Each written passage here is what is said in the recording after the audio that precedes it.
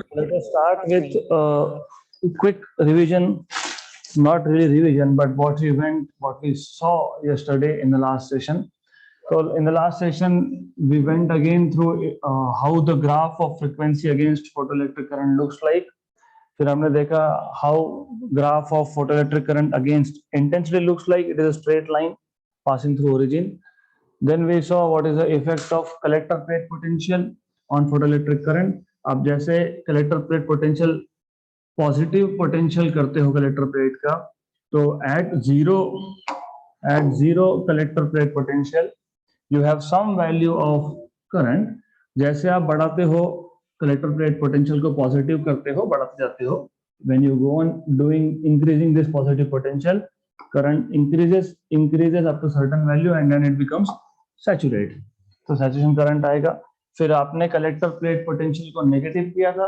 When you make it negative, current goes on decreasing and for some particular value of negative potential there is no current. So for some particular value of collector plate potential, negative value of collector plate potential, all the electrons are stopped by this negative potential of collector plate. Electrons are stopped मतलब no electrons will reach and there is no current. और जिस potential पे ऐसा होता है उसको हम लोग बोलते हैं स्टॉपिंग पोटेंशियल. फिर हमने यही एक्सपेरिमेंट रिपीट किया था for different fixed values of intensity. Fixed values of intensity मतलब हमने सोर्स का इंटेंसिटी फिक्स कर दिया, एक्सपेरिमेंट रिपीट किया, फिर वापस इंटेंसिटी चेंज कर दिया लेकिन फिक्स रखा. मतलब थ्रू आउट द एक्सपेरिमेंट हम इंटेंसिटी चेंज नहीं कर रहे हैं. हम इनिशियली इंटेंसिटी सेट कर देंगे, फिर एक्सपेरिमेंट पूरा परफॉर्म करेंगे, फिर इंटेंसिटी चेंज करेंगे, फिर एक्सपेरिमेंट पूरा परफॉर्म करेंगे for a constant frequency, some constant frequency. तो you see the nature of the graph is the same. सिर्फ जितना ज्यादा इंटेंसिटी होगा उतना ग्राफ ऊपर ऊपर शिफ्टेड होगा. आपने फोटोन का फ्रीक्वेंसी चेंज नहीं किया मतलब फोटोन का एनर्जी चेंज नहीं किया. फोटोन का एनर्जी चेंज नहीं करना मतलब स्टॉपिंग पोटेंशियल सेम रहता है. So this is what you had. Then we plotted the same graph for different frequencies. अब हमने इंटेंसिटी एक ही इंटेंसिटी लिया है पर सेम एक्सपेरिमेंट हमने अलग अलग फ्रीक्वेंसी पर रिपीट किया था. तो फ्रीक्वेंसी चेंज करने का मतलब ये होता है that you are changing energy of photons. अगर फोटोन का एनर्जी बढ़ेगा तो काइनेटिक एनर्जी ऑफ इलेक्ट्रॉन भी बढ़ेगा, और अगर काइनेटिक एनर्जी ऑफ इलेक्ट्रॉन बढ़ेगा तो उसको स्टॉप करने के लिए स्टॉपिंग पोटेंशियल ज्यादा चाहिए.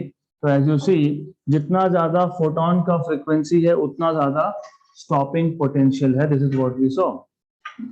Then we saw what is the graph of stopping potential against frequency of incident radiation. Incident radiation का फ्रीक्वेंसी बढ़ाना मतलब फोटोन का एनर्जी बढ़ाना, मतलब फोटो इलेक्ट्रॉन का काइनेटिक एनर्जी बढ़ाना. और जितना फोटो इलेक्ट्रॉन का काइनेटिक एनर्जी ज्यादा होगा उतना ज्यादा उसको स्टॉपिंग पोटेंशियल लगेगा. तो as you can see from this graph, जैसे जैसे फ्रीक्वेंसी बढ़ रहा है वैसे वैसे स्टॉपिंग पोटेंशियल भी बढ़ रहा है. तो that is why it is a straight line. और यहाँ पे मैंने दो लाइंस दिखाए हैं ए और बी. तो this is just to say कि ये एक मेटल एक सरफेस ए के लिए है, ये दूसरा सरफेस बी के लिए है. तो अगर आपके पास दो अलग अलग एमिटर प्लेट्स भी होंगे तो nature of the graph will remain same. सिर्फ depending on the material you will have shifts. Maybe मेरे पास तीसरा भी मटेरियल हो सकता है. I can also have something like this, I can have something like this also. But the whole point is जैसे photon का frequency बढ़ेगा वैसे वैसे स्टॉपिंग पोटेंशियल बढ़ना चाहिए. Because the idea is very clear. Increasing frequency means increasing kinetic energy, which means more energy is required, more negative potential is required to stop electrons from reaching collector plate. Then we saw characteristics of photoelectric effect. And why are we revising it? क्योंकि अगला topic जो है it is connected to this. तो एक एक चीज आपको याद रहनी चाहिए. Characteristics of photoelectric effect मतलब ये जो दो तीन ग्राफ हमने देखे वही है. तो for a given photosensitive material there exists a minimum frequency. You see here there exists a minimum frequency which is called as threshold frequency, below which no emission of photoelectron is possible. For a given fixed frequency and fixed collector plate potential. The graph of photoelectric current against intensity is linear. ये दो characteristics हो गए. So these are the two characteristics which we saw in the last session. For a given photosensitive material, there exists a certain minimum frequency called as threshold frequency, below which emission of photoelectrons is not possible.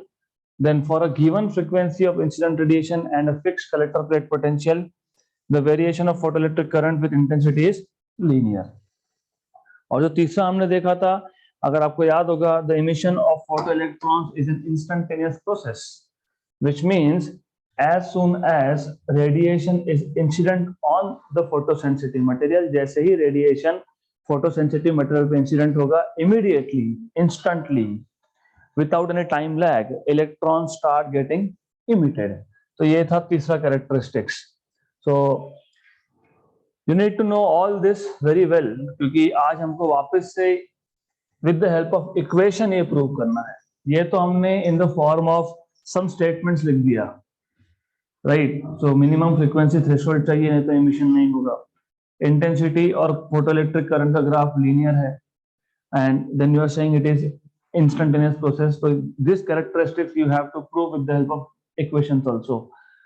Then we saw why wave theory cannot explain photoelectric effect. Wave theory failed to explain photoelectric effect. So there are some failures. Number one, हमें पता है कि जो photoelectric effect है ये instantaneous process है, लेकिन according to wave theory, मतलब अगर आप radiation को as a wave treat करोगे, तो according to those assumptions, ये process instantaneous नहीं हो सकता. क्यों नहीं हो सकता, मैंने आपको बताया था. फॉर एग्जाम्पल, अगर एक इलेक्ट्रॉन को फ्री होने के लिए एग्जाम्पल 12 EV का एनर्जी चाहिए, और जो फोटॉन्स मतलब जो रेडिएशन हमारे पास आ रहा है, जो सरफेस पे इंसिडेंट हो रहा है, तो मेटल का सरफेस क्या करेगा, वो एनर्जी को एक्यूमुलेट होने देगा. It will keep on collecting. जब 12 EV का एनर्जी हो गया तब इलेक्ट्रॉन फ्री होगा. तो जब तक sufficient amount of energy of radiation incident नहीं हुआ, तब तक इलेक्ट्रॉन का इमिशन नहीं होगा. मतलब वेव थ्योरी का जो बेसिक अजम्पशन है, उसके according the process can not be instantaneous. So the process of emission of photoelectrons is not an instantaneous process, because metal surface takes reasonable amount of time from few minutes to few hours to accumulate sufficient amount of energy to liberate electron from the surface. तो ये पहला failure. Number 2, increase in the intensity. Wave theory के according intensity increase करना मतलब energy increase करना, और होता भी है वो. Increasing intensity means increasing energy होता है, लेकिन we know that any source of radiation consist of discrete packets of energy known as quanta, photons, right.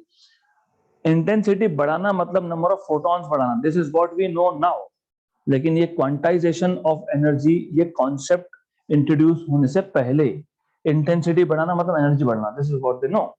तो if you increase the intensity which means you are increasing energy of the radiation. अगर radiation का energy बढ़ेगा मतलब photons का energy बढ़ेगा, in short, तो जो emitted electrons है उसका काइनेटिक एनर्जी भी बढ़ना चाहिए. But nothing like that was scene.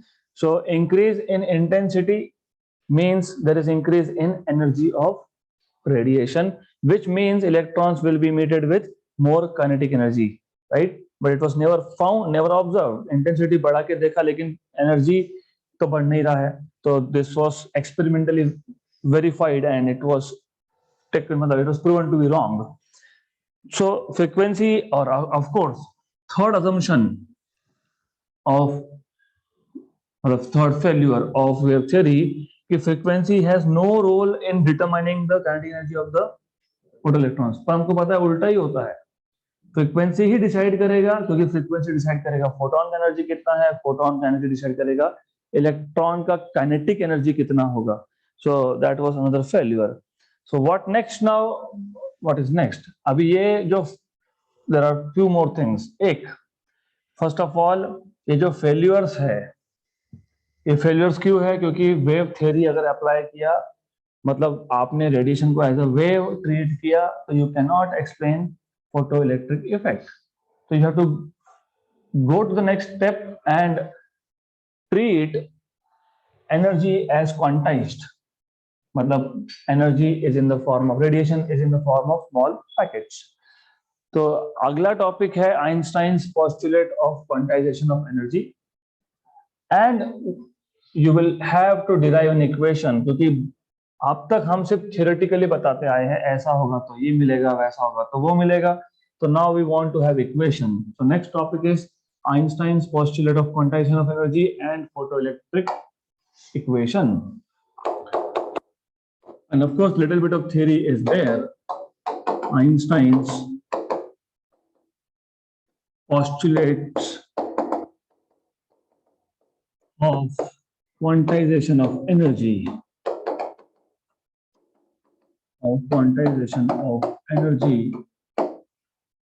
And photoelectric equation.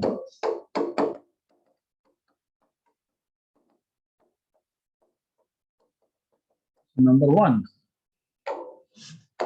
as you know, ये जो word है quantization of energy, it is telling you radiation consists of large number of small packets of energy. मतलब radiation consists of discrete quantas packets of energy.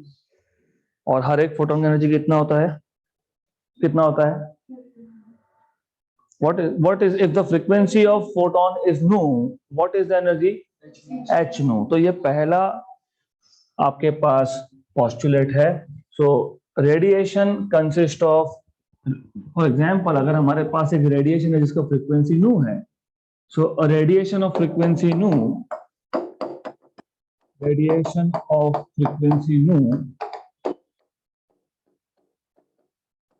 consists of discrete quantas or packets,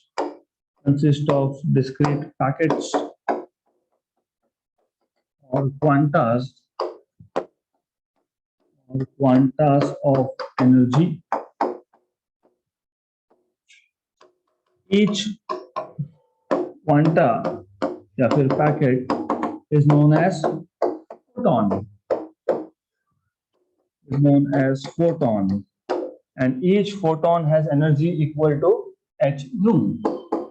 Each photon has energy E equal to h nu. ये हो गया पहला postulate. Okay, and well, you can also add few more things if you want to add.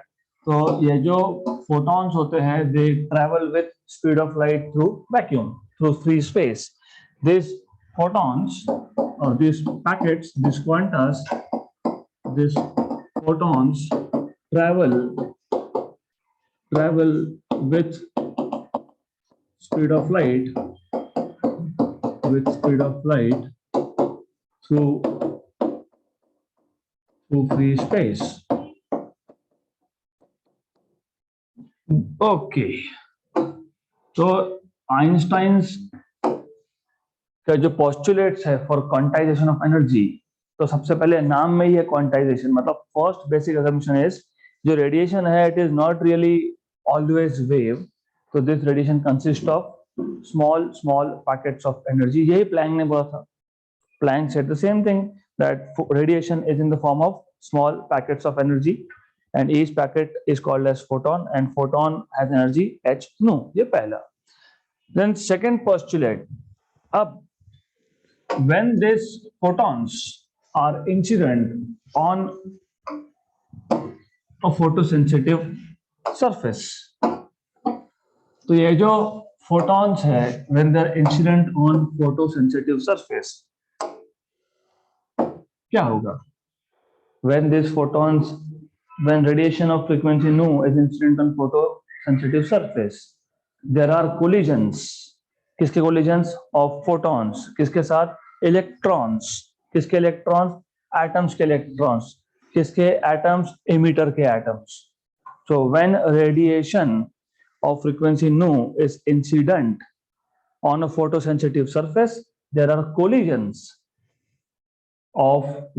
between photons and the electrons, क्योंकि यहाँ पे आपको याद होगा here you have atoms inside or each atom will have or electrons which are orbiting in different orbits. So there are collisions between photons and electrons of the atoms of emitter, क्योंकि ये emitter plate है इसके लिए, right? यहाँ तक clear? अब जब ये collision होगा किसका, फोटोन और इलेक्ट्रॉन का, तो when these photons collide with electrons they transfer their entire energy. तो एनर्जी ट्रांसफर पीसेस में नहीं होता है पूरा का पूरा, या तो होगा या तो नहीं होगा। कब होगा, जब इसको लिबरेट करने के लिए, इलेक्ट्रॉन को फ्री करने के लिए जितना एनर्जी चाहिए अगर उतना फोटोन के पास है तो फोटोन पूरा का पूरा इसको ट्रांसफर कर देगा। फॉर एग्जाम्पल इलेक्ट्रॉन को फ्री होने के लिए 12 eV चाहिए, फोटोन के पास 13 eV है, तो photon will transfer entire energy. ऐसा नहीं होगा कि फ्री होने के लिए 12 चाहिए तो फोटोन ने 12 दे दिया, 1 eV खुद के पास रख लिया। तो photon will always transfer entire energy. लेकिन अगर इलेक्ट्रॉन को फ्री होने के लिए 12 eV चाहिए, फोटोन के पास 11 है, तो एनर्जी ट्रांसफर नहीं होगा। So such collisions are elastic collisions in which there is no transfer of energy, क्योंकि जितना एनर्जी चाहिए फ्री होने के लिए उतना है ही नहीं। तो नंबर 1, ये इसमें 2 पॉइंट्स है, अब देखेंगे अगला पॉइंट। तो remember this, what you need to know is when radiation of frequency nu, when radiation of frequency nu is incident on a photosensitive surface,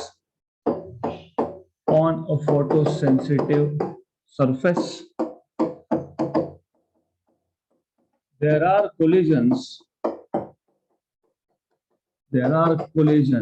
देखो आ गया कोलिजन। मैंने आपको बताया था कि वेव्स का कोलिजन नहीं होता है, कोलिजन होता है सिर्फ पार्टिकल्स का। So the moment you say there are collisions between photons, मतलब you are treating radiation as particle. So when radiation of frequency nu is incident on a photosensitive surface, there are collision between photons and electrons. And electrons, किसके electrons? Electrons of the atoms. लेकिन ये atom किसके है? Of the emitter. ये emitter plate के atoms है। Okay. So when radiation of frequency nu is incident on a photosensitive surface, there are collision between photons and electrons of the atoms of the emitter. तो ये जब collision होगा, during such collision, what is happening? Photons are transferring entire energy to the electrons without any time lag. जैसे collision हुआ, instantly पूरा का पूरा energy transfer हो गया। So during such collisions,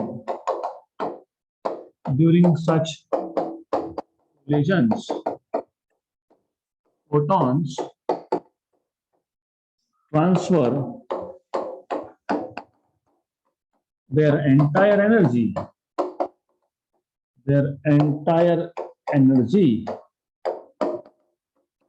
to the electrons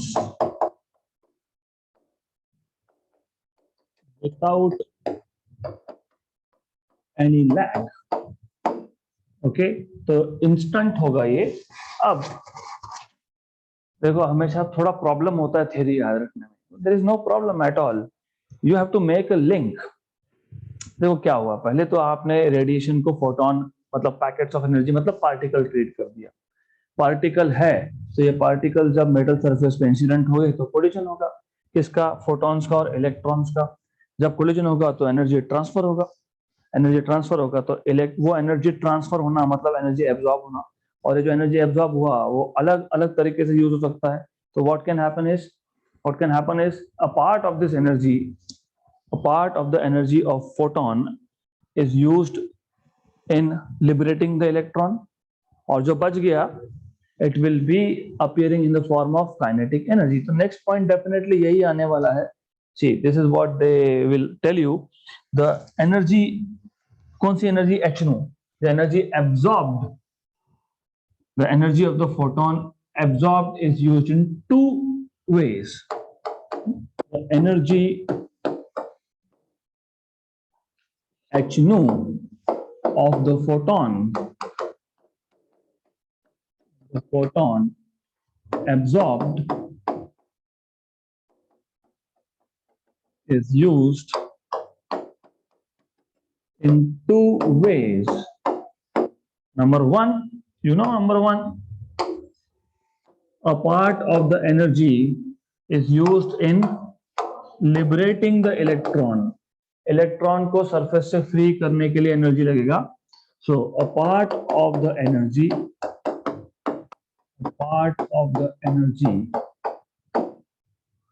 is used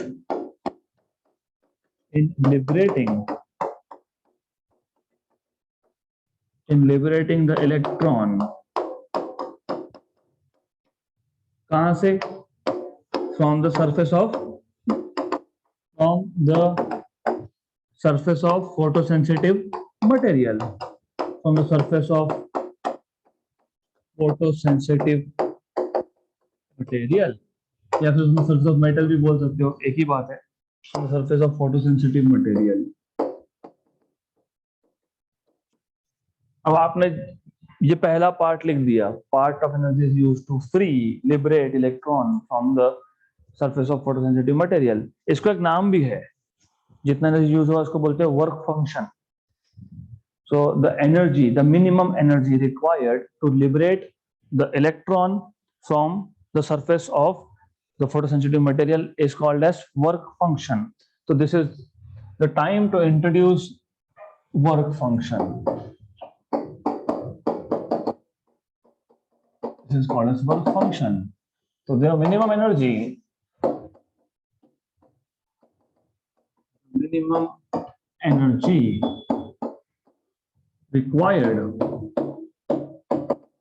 required to liberate or to free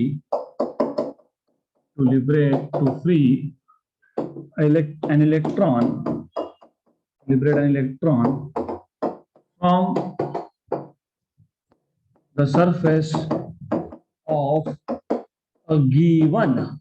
क्यों given? क्योंकि ये सरफेस टू सरफेस चेंज होगा. ये वैल्यू किसी एक फोटोसेंसिटिव सरफेस के लिए हो सकता है ये 12 eV हो, किसी दूसरे के लिए ये 13 eV हो, किसी के लिए 1 eV हो. तो this changes from surface to surface. So the minimum energy required to liberate an electron from the surface of a given photosensitive material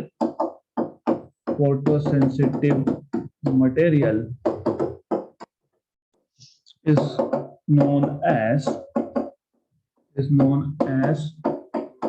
work function of the material.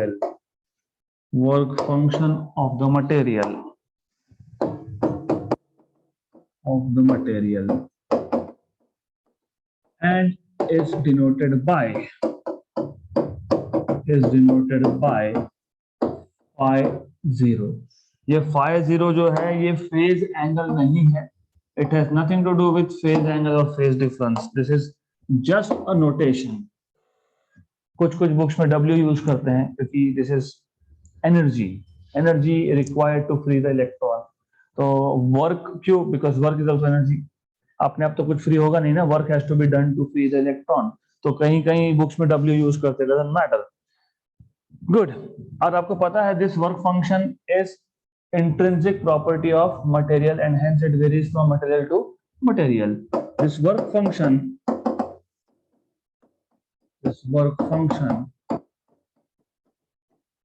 Is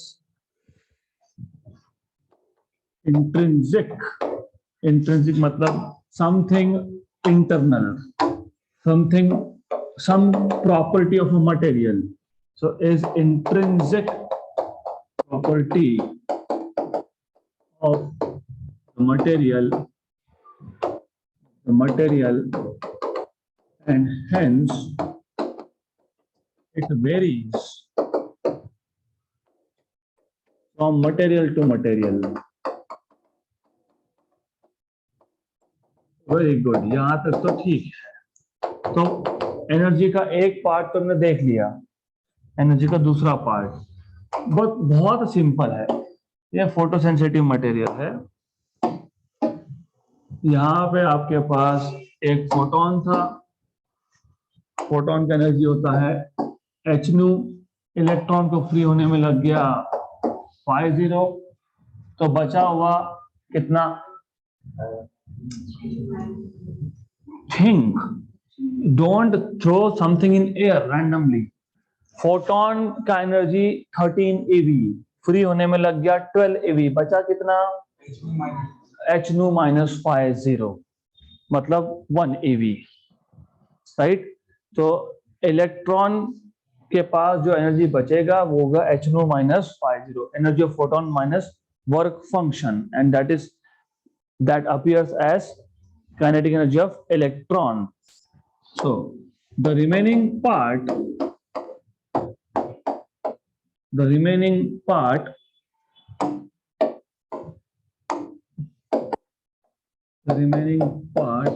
h nu minus phi 0 appears as kinetic energy of photoelectron, और यहीं से आता है आपके पास photo electric equation, क्योंकि बहुत simple सा case है, very simple. So you can say जो फोटोन का एनर्जी था, energy of photon is equal to work function plus जो बच गया वो ले जाएगा इलेक्ट्रॉन, तो kinetic energy of electron, right. तो यहां से आप लिख सकते हो kinetic energy of electron is equal to energy of photon minus work function, but kinetic energy of electron is equal to h nu minus phi 0. So this equation number 1, ये पहला form आ गया आइंस्टाइन्स फोटो इलेक्ट्रिक इक्वेशन का। इसमें definitely एक assumption है जो मैंने mention नहीं किया, which I will mention now. It is assumed, और यहाँ पे चेंज करूंगा मैं, it is assumed there is no loss of energy, मतलब there are no collisions as the electron is coming out from the surface. अगर electron free होने के बाद, मतलब इलेक्ट्रॉन सरफेस के अंदर से बाहर आते आते अगर कोलिजन कर रहा है, सो there is loss of energy. तो ये जो हमने लिखा है यहाँ पे, the remaining part appears as kinetic energy of photoelectron. This is under assumption that electron does not lose any energy due to collisions inside the material, right? जब ऐसा होगा मतलब kinetic energy होगा मैक्सिमम, क्योंकि अगर इलेक्ट्रॉन ने material के अंदर कोलिजन में कुछ एनर्जी लूज कर दिया, तो then that kinetic energy possessed by electron will not be maximum, क्योंकि something is lost. Connected again, आप बोलोगे तो आप बोल रहे हो सरफेस से इमिट हुआ, फिर आप बोल रहे हो अंदर से आया। See, when I say from surface also has some thickness. It may be few nanometer, it may be micrometer. तो जरूरी नहीं है कि एकदम ऊपर सरफेस से ही इलेक्ट्रॉन आएंगे. They can also come from little inside, okay, not like 10 centimeter inside, they can come from little inside. तो जब थोड़ा सा अंदर इलेक्ट्रॉन फ्री होता है, तो while coming out, क्योंकि यहाँ पे और एटम्स भी है, there are other atoms, तो while coming out इलेक्ट्रॉन में undergo collision and lose some energy. वो नहीं हो रहा है, ये assumption है. So that is what is not happening, this is the assumption. तो वो भी मेंशन करना पड़ेगा, आपको बोलना पड़ेगा, ऐसा बताना पड़ेगा. It is assumed that, या फिर if the electron does not lose energy due to collisions due to collisions inside the material, then the electron is emitted with maximum kinetic energy. Then the electron is emitted with maximum kinetic energy. तो बाद में वापस लिख लेंगे. Then the electron is emitted with maximum kinetic energy, and therefore you can write down maximum kinetic energy of electron K max is equal to h nu minus work function. Equation number 1. तो h nu मतलब energy of photon is work function plus kinetic energy. h nu energy of photon is work function plus kinetic energy. तो kinetic energy is h nu minus work function. तो वही लिखा है मैंने. तो kinetic energy maximum किसका maximum kinetic energy? Electron का is equal to energy of photon minus work function of material. ये बहुत काम का है.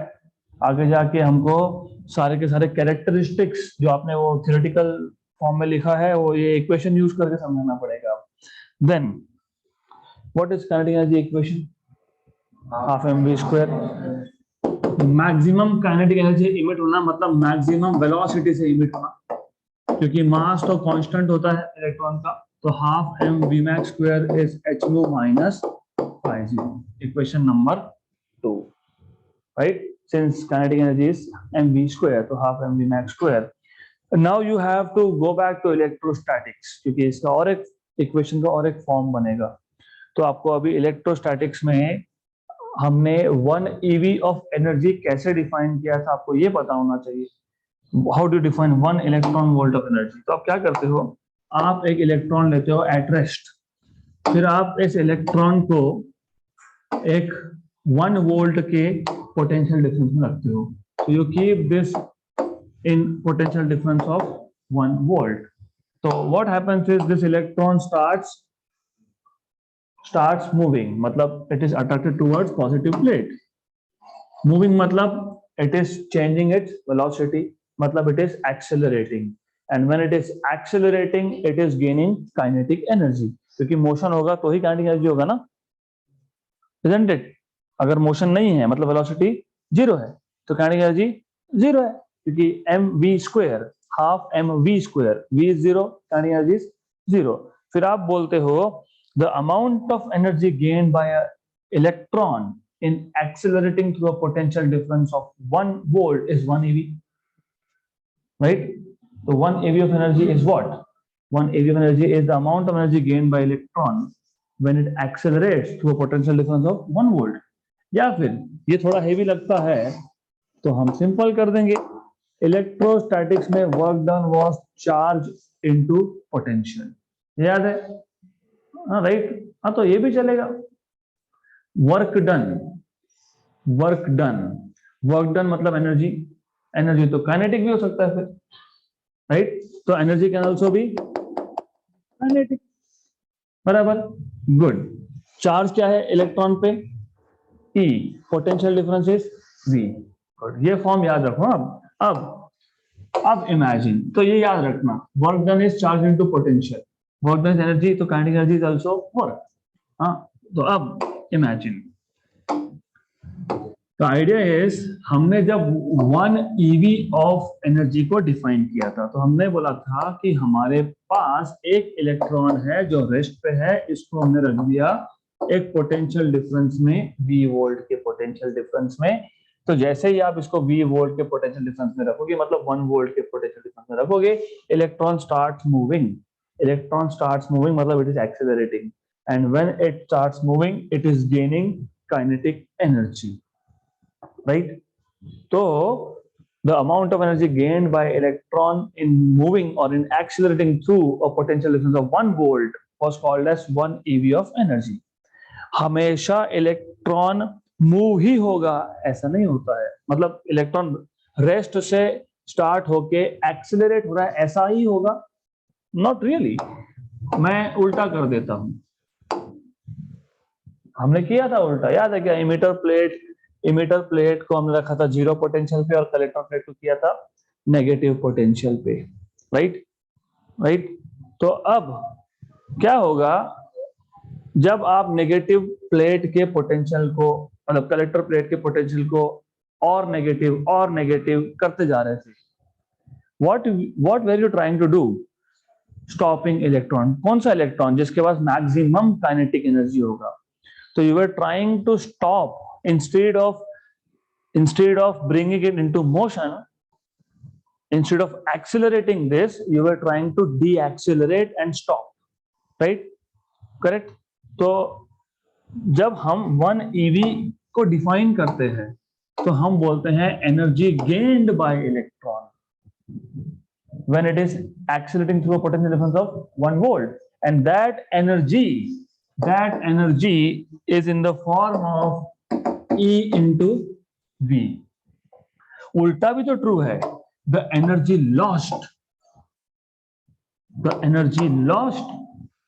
by the electron when it is deaccelerated through a potential of V is also E into V, right?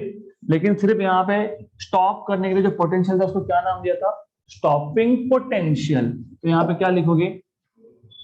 EV0, correct. और किसको stop कर रहे थे आप? मैक्सिमम काइनेटिक एनर्जी के इलेक्ट्रॉन को। मतलब यहाँ पे जो मैक्सिमम काइनेटिक एनर्जी का इलेक्ट्रॉन था उसको स्टॉप कर रहे थे, करेक्ट। तो के मैक्स क्या आएगा? EV0। तो यहाँ पे ये के मैक्स जब आप डालोगे EV0 तो आप बोल सकते हो but maximum kinetic energy electron can be stopped by the stopping potential and hence kinetic energy maximum equal to half mv max square equal to EV0। Good, clear है यहां तक? पक्का? कुछ नहीं किया हमने, मैक्सिमम काइनेटिक एनर्जी का जो इलेक्ट्रॉन था उसको स्टॉप किया, that's it.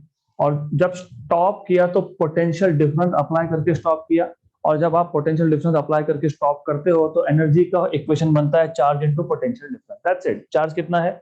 E, potential difference कितना है? V0। So that is what you are saying. खत्म।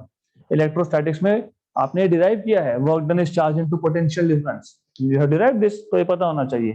तो now if you substitute this in equation number 1, क्या मिलेगा? काइनेटिक एनर्जी मैक्सिमम की जगह पे क्या लिखोगे? EV0 लिखोगे। Good. So therefore what you will have is EV0 equal to h nu minus phi 0, equation number 3। तो ये जो इक्वेशन नंबर 1 है या इक्वेशन नंबर 2 है या इक्वेशन नंबर 3 है, ये तीनों के तीनों इक्वेशन को बोलते हो photo electric equation, Einstein's photo electric equation. Sum up, summary simple. Photon का एनर्जी इलेक्ट्रॉन को फ्री किया और बाकी इलेक्ट्रॉन लेके गया, that's what you are saying. Photon का energy h nu is work function, क्योंकि amount of energy required to free the electron is work function plus kinetic energy, hence kinetic energy is photon का energy minus work function, but kinetic energy is half mv square, right. मैं यहाँ पे V max क्यों लिख रहा हूं? क्योंकि under the assumption electron जब सरफेस से बाहर निकल रहा था तो कोलिजन नहीं हुए, मतलब इलेक्ट्रॉन ने अपना एनर्जी लूज नहीं किया, मतलब जो इलेक्ट्रॉन यहाँ पे फ्री होगा उसका काइनेटिक एनर्जी मैक्सिमम होगा, इसलिए हम लोग क्या लिख रहे हैं यहाँ पे? Max. But kinetic energy maximum is also equal to EV0, तो EV0 equal to h nu minus phi 0। So equations 1, 2 and 3, equations 1, 2 and 3 are known as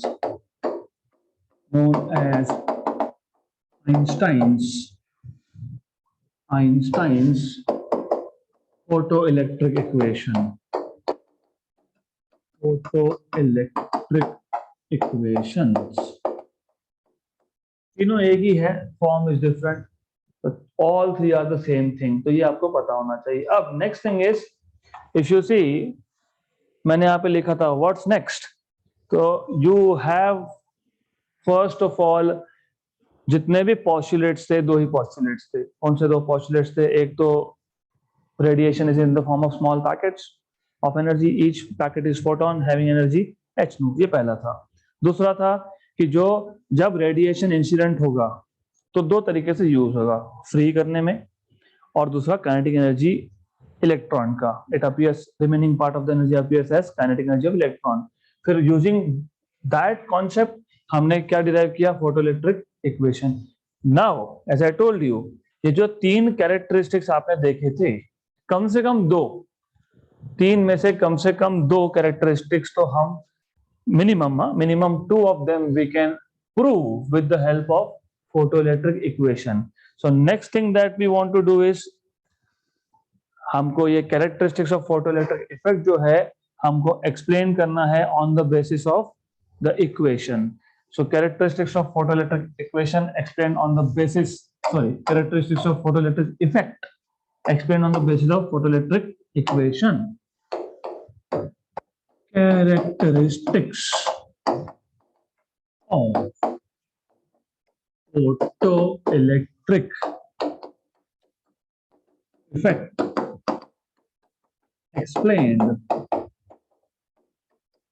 explained on the basis of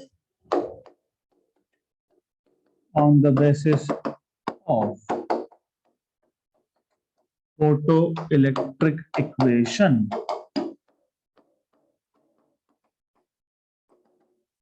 one by one. पहला क्या था? पहला ये था कि एक minimum frequency से नीचे एमिशन होगा नहीं, है ना? लिखा था ना आपने, for a given photosensitive material there exist a minimum frequency below which no emission of photo electrons is possible, ऐसा लिखा था आपने पहला।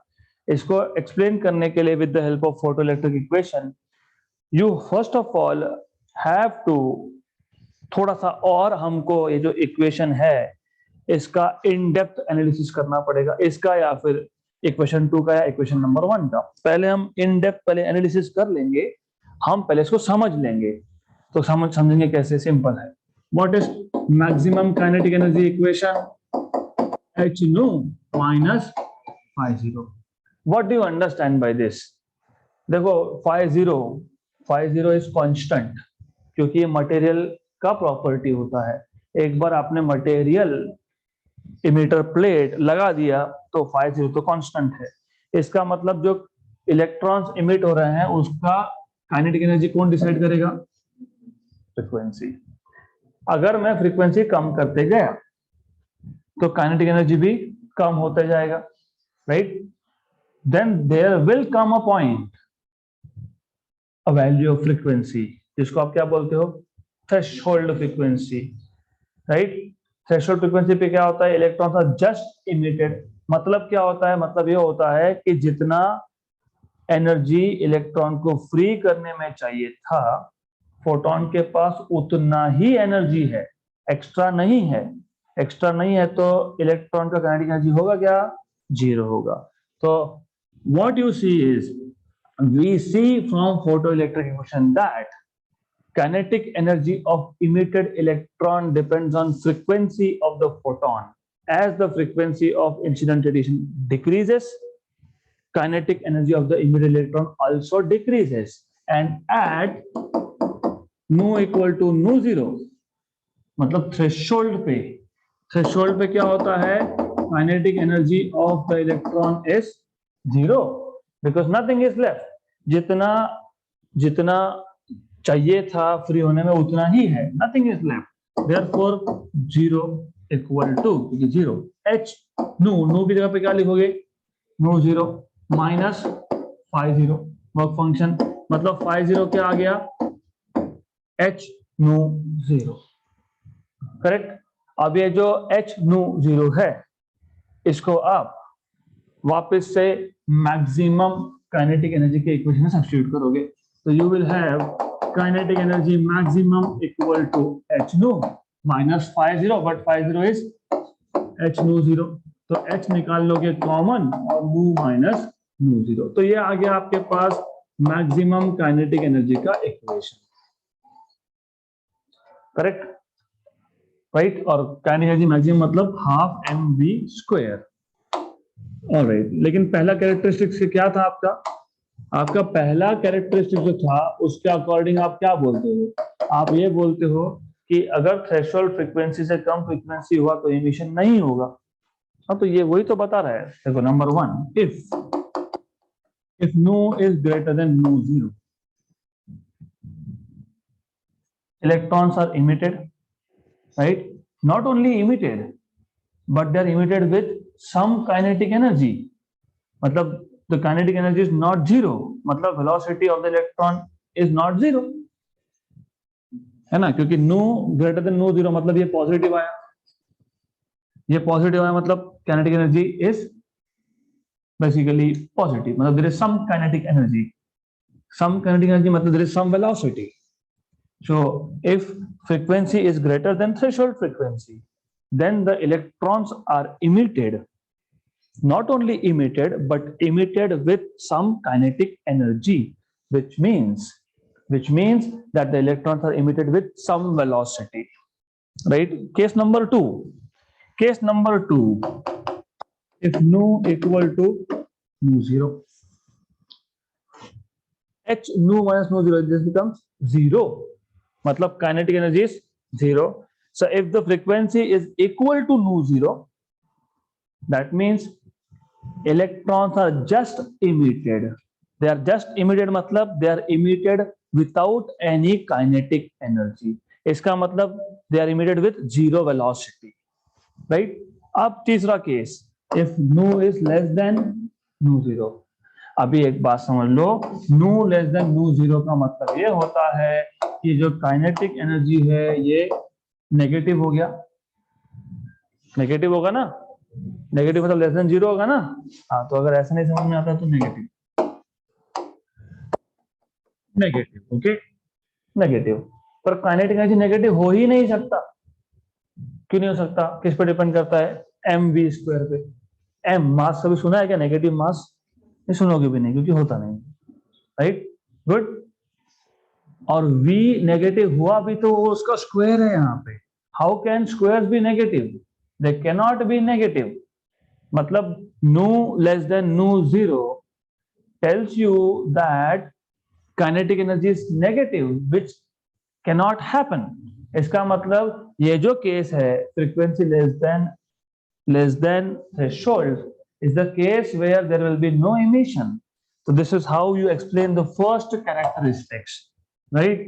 So you can explain first characteristics, but आपको बेसिकली पहले थोड़ा सा डिटेल्स बताने पड़ेंगे। आपको बताना पड़ेगा if the radiation of frequency nu is incident on a photosensitive material, then what you know is as the frequency decreases kinetic energy of the electrons also decreases.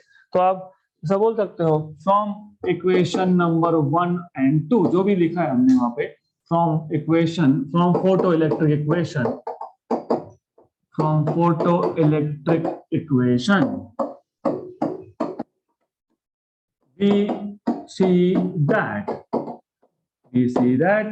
as frequency of incident radiation decreases, kinetic energy of photoelectrons also decreases, and at a particular value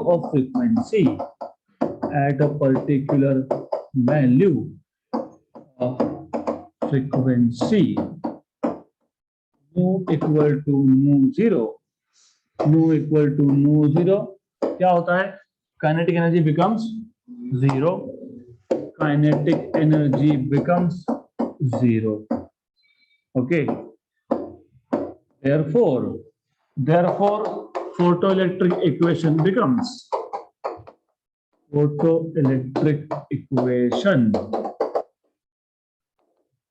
becomes 0 equal to h nu 0 minus phi 0, क्योंकि kinetic energy की जगह पे directly 0 डाल दिया, new की जगह पे new 0 डाला और phi 0 तो था ही वर्क फंक्शन, तो therefore you will have phi 0 equal to h nu 0. therefore अभी ये जो है इसको सब्स्टिट्यूट करेंगे, तो इसमें सब्स्टिट्यूट करेंगे फोटोइलेक्ट्रिक इक्वेशन में, तो substituting phi 0 equal to h nu 0 in equation number 1, तो आपको मिलेगा maximum kinetic energy equal to h nu minus h nu 0 which is h nu minus nu 0, threshold frequency basically, right. अब यहां से आप आगे केसेस की बात करोगे, आप बोलोगे case number 1, case 1, case number 1, if frequency is greater than threshold frequency, then electrons are emitted with some kinetic energy that is with non-zero velocity,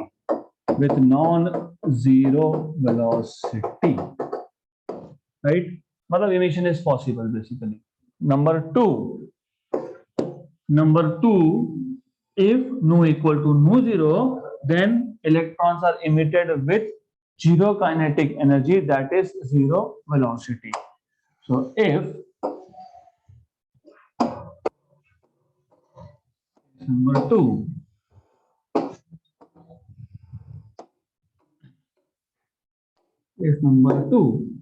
if nu equal to nu 0 होगा, then the electrons are emitted with zero kinetic energy, and that is with zero velocity, right? And number 3,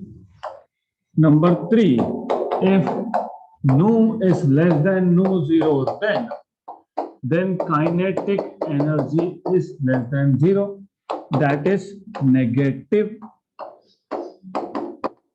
which is not possible,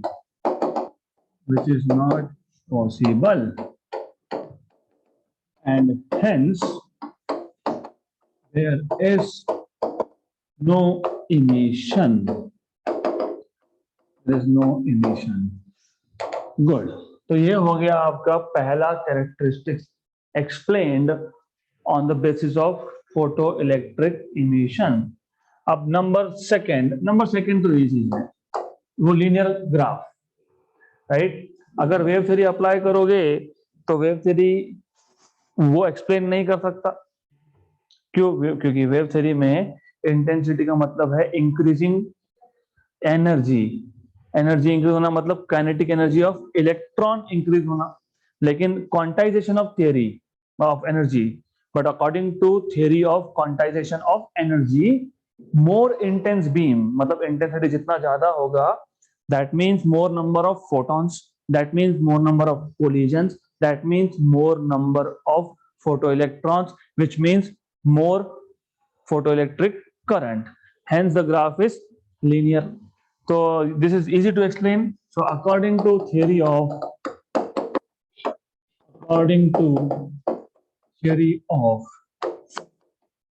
quantization of energy, more intense beam implies more number of photons.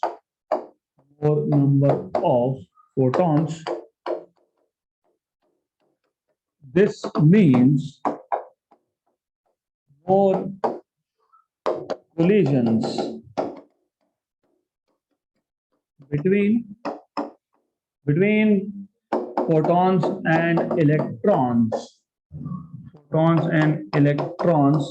and hence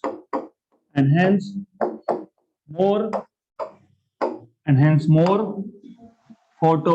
electrons, more photoelectrons, which lead to more photoelectric current, more photoelectric current. Hence, the graph of किसका photoelectric current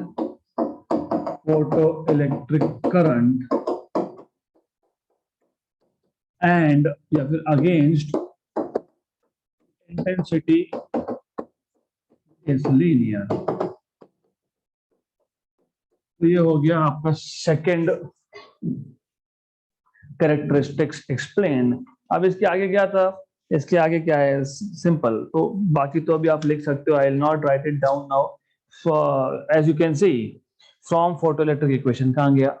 ये एक है, ये दूसरा है.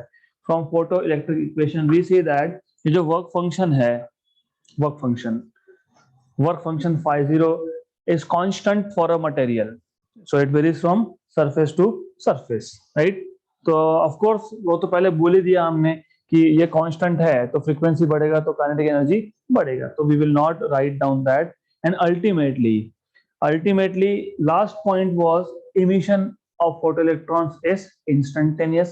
So emission of photoelectrons is a result of collision between photons and electron. अभी ऐसा तो होगा नहीं कि फोटोन आएगा फिर थोड़ा टाइम रुक जाएगा फिर बाद में कोलिजन होगा. Let me take rest, I have travelled from so far away, है ना? ऐसा तो होता नहीं है. So photons as soon as they fall on a metal surface they undergo collision with electrons, and as soon as they undergo collision with electrons there is transfer of energy immediately from photon to electron and transfer of entire energy. So this process of emission of photoelectrons is instantaneous.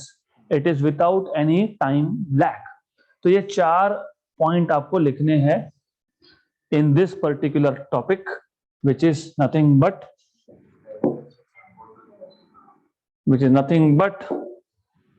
कहाँ गया? Okay. तो ठीक है. Here characteristics of photoelectric effect explained on the basis of photoelectric equation, right? So in the next session we will talk about, that is the conclusion part, wave particle duality of electromagnetic radiation. This is conclusion कि हमने ये सब देखा है और that is why, और हम वहां पे कॉम्पटन इफेक्ट भी मेंशन करेंगे. तो we will say कि yes we know this, और ऊपर से कॉम्पटन इफेक्ट भी है जिसमें एक्सरे फोटोन का इलेक्ट्रॉन से स्कैटरिंग होता है, क्योंकि scattering is also property of particle. But यहाँ पे एक्सरे फोटोन ये स्कैटर हो रहा है. तो इसका मतलब we have sufficient evidence to say कि radiation has dual nature, wave and particle nature. Then last but not the least, क्योंकि उसके बाद प्रॉब्लम सॉल्व करने हैं, देन हमने रेडिएशन का ड्यूअल नेचर प्रूव कर दिया तो पार्टिकल का भी करना पड़ेगा. तो we will go through de Broglie hypothesis and that will be the end of theory part for this chapter, and we'll start with numericals then. So that's it for today.